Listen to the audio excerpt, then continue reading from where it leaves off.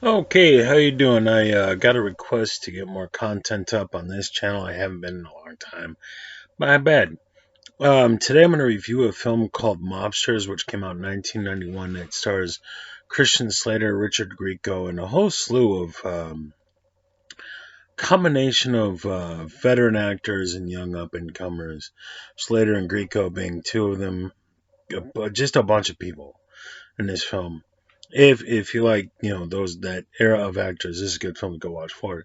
Anyway, it's loosely based on the real life escapades of what was his name? Meyer Lansky, Lucky Luciano, somebody named Costello, and Bugsy Siegel, the famous mobsters under the Luciano thing. If you ever saw Boardwalk Empire, this was a similar story to their story arc. Um, Only came out in '91 and didn't quite have the. It wasn't a mini series, so it wasn't as expansive. This was years of events condensed down to an hour and a half, which is a pro and a con. So one of the upshots to this is it's in terms of structure and pacing, it's actually quite well done. In and out, bing bang boom. You get a lot of information fast. That first act, you get everything you need to know really quick. You basically have Lucky Luciano and I forget the other guy's name. I just know Miss Costello, and they're Italian, and then they grew up in the mean streets of Humana Humana Humana, where the Italians lived at the time in the early 1900s. 1917 is what the thing says at the beginning of the film, and then Meyer Lansky and Bugsy Siegel, whose real name was Benny Siegel, who were Jewish, growing up in the same neighborhood. What happens is, see, Luciano, played by Christian Slater, and the other guy, played by the other guy, have a third best friend.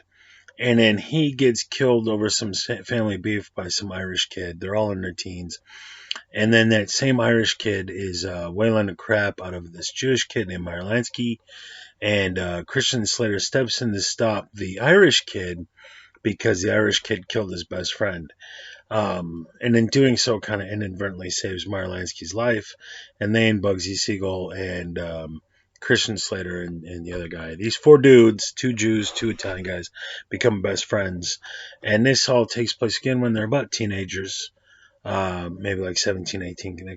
They look about that age. I think that's what they're supposed to be. And then they get into selling booze during the Prohibition era, which would be right around the corner from that. But they're small timers, and then they get introduced to Arnold Rothstein. I'm going to forget the name of the actor. Venerable actor, I shouldn't remember his name. I can see his face. It'll come to me tomorrow morning around 3. I'll be driving down the road or something, wiping my butt, and that's the dude's name. So anyway, um, but you get a lot of this information really quick. I mean, it's coming at you fast. So the writing is very tight. The structure is very well put together. Pacing, tone, all these things. It's really solid put together in that respect. This is not a documentary. This is kind of like, if you're familiar with Young Guns, it's a little bit what Young Guns was. It's like, here's some actual historical characters and historical events, but we're going to make it fast paced and exciting with a lot of shoot 'em up. And there's quite a bit of shoot 'em up in there. And then there's when they get involved with Arnold Rothstein, who bumps them up a peg from Street Mugs. Also, Sean Prince, Chris Penn is in this with a small role, but Chris Penn, who has sadly passed away, I think like in 2006 or something. And I just, this is one of those things. When I was a kid growing up, I was like, that guy's pretty awesome. I like that Chris Penn fella. It's Sean's brother. Again, and sadly he's gone. That Reservoir Dogs, I mean, you can't beat it. Nice guy, Eddie. So anyway, they Chris Penn introduces them to Arnold Rothstein, who fixed the 1908 World Series. He's a big rich guy. He's also into booze, and he's Jewish, so he's okay working with these four guys because two of them are Jewish, and that's kind of the weird dynamic throughout the film. So the Italians, and you have the two big Italian mobsters you get to know in the film, the big bosses. Um, and it was Don Ferenzano, and should have done my research. But the Italians won't work with the Jews, and the Jews won't work with the Italians.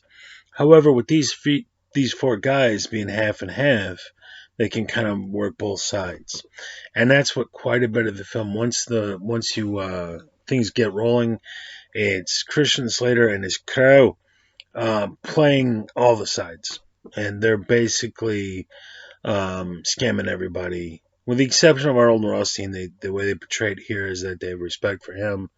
But they're playing the Italians against Italians. Sometimes it works, sometimes it doesn't. So Christian Slater ends up getting cut down the face as a punishment for playing both sides when he gets caught. But they don't get slaughtered somehow. And one of the pro and a con of this film, it is fast paced. It's coming at you, bang bang boom. They ain't wasting any of your time. But you have a lot of events getting condensed down to just within 20 minutes. So they're on one side, then they're on the other side, then they switch sides, then it's a double cross, and it's like, yeah, that would not happen unless it was spread out over the course of several years, which in reality is what it was. So this, and then I have no idea. I've never looked that deep into Charles. What was his real name? Lucano, Charlie Lucky Luciano. They gave him a love interest, and he comes off as a bit of a. Instead of being a womanizer, he's good to the women's.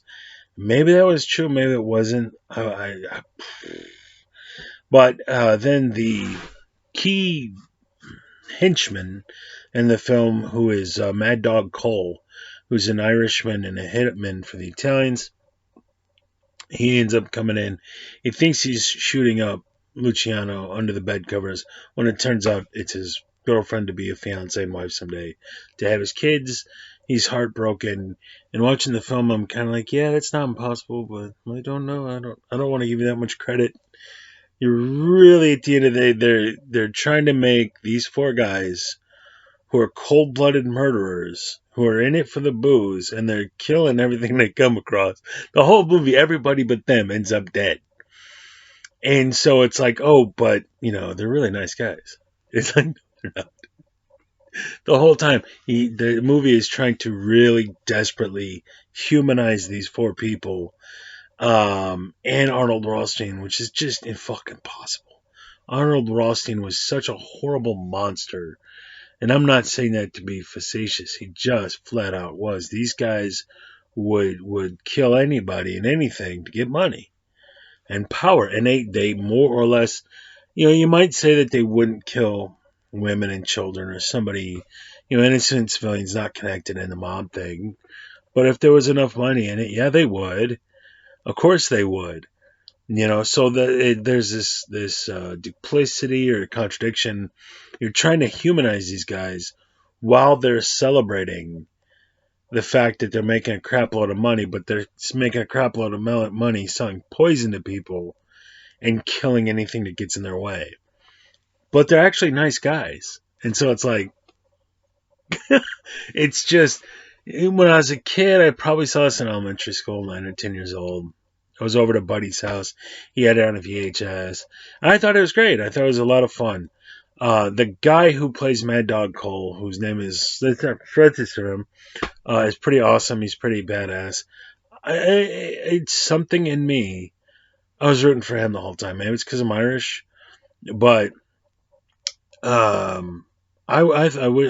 wished he won, because these were just not good people at all. They're horrible monsters. But you're trying to make them the heroes of the film, and you're following them, and you're supposed to be rooting for them. So when as a kid I loved it, but looking back I'm like, yeah, we should have never let Jews and Italians into the country. Like, this is awful. So it's one of those things that was going on at the time, and to an extent goes on now today, like Mi Familia, Blood In, Blood Out, about the Hispanics. Oh my God, Colors, that I'm just rewatching. The late 80s, early 90s, they were trying to humanize people from ethnic backgrounds and all this stuff. But every time they did, it just said, why did we not just stay all Western Europeans. Like, why did we let anybody else into the country? Jesus Christ. Because, again, you're trying to humanize these guys, but they kill everything. The Italians and the Jews between them, everybody dies.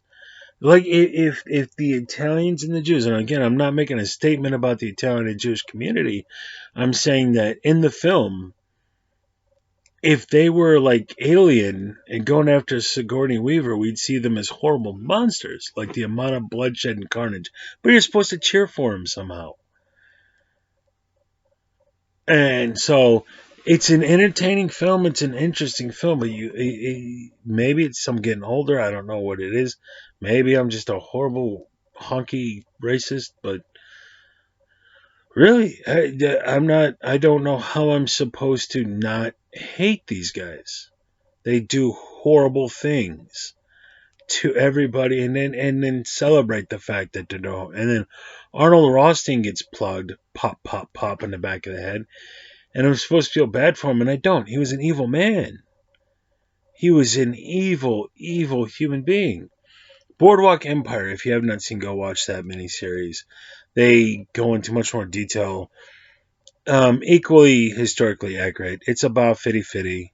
Some of the stuff, like, if you go watch that series, the Darmandy character was a World War II veteran, not a World War I veteran. Like, you can pick it a whole thing apart. But they give you the essence of what happened. Nucky Thompson was actually named Nucky Johnson, never got gunned down in the street. He wasn't killed by Tommy Darmandy, who wouldn't have even been born yet at that point, if there was a Tommy Darmandy. Pretty sure that was the guy's name. It was Darmandy. I just remember it. Darmandy. So they take their poetic license. They mess with the storylines to make things more interesting. Characters are in places they never were and said things they didn't. But same goes for this. But that expands on it more. You get to know Ben Siegel better. All that stuff. Charles, what was his real name? Lucano. I forget his first name though. But they expand on that stuff a lot more. And so this is kind of in the same vein. It's interesting because when and I remember this like in the 80s, you'd hear about these guys, but you heard about them because they had all passed away, say in the 60s. I mean, they're in their teens and 20s. They were probably born around the turn of the century. So when they were getting famous in the 30s and stuff, they were in their 30s. And then when most people were hearing about it in Midwest America, it was about the 60s or 70s or something. These are the type of guys I like. Meyer Lansky popped up on one of those shows. Like before it was David Letterman back in the 80s. I forget the dude's name right off the tip of my head, but they were old men. So they were introduced to the country at large when I was a kid in the 80s as old geezers. And so it's like, well, what were they like in their teens and 20s? What were they like when they were young and sexy? And Christian Slater, Richard Grieco. And so it's kind of like I was saying earlier, it's like young guns. Let's put the young, hip actors that are up and coming in there and show these guys in their prime in a very fast-paced shoot 'em up. Some historical accuracy in there, but they took their liberties with it. It's not horrifyingly egregious for what it is. It's rock and roll history is the best way to think about it because it's not a documentary. It's there to be exciting and give you the crux of what happened, but not 100% historically accurate at all. So nevertheless, Mobsters came out in 1991. Christian Slater, Richard Grieco. A lot of the people love and hate Christian Slater. He's in and out of an Italian accent the whole movie. It could make sense because while he grew up in an Italian neighborhood, he's not growing up in Italy, and so his accent may come and go. Maybe that's the way he really spoke, the actual Charles Lucano. I forget. Lucky Luciano? I don't know.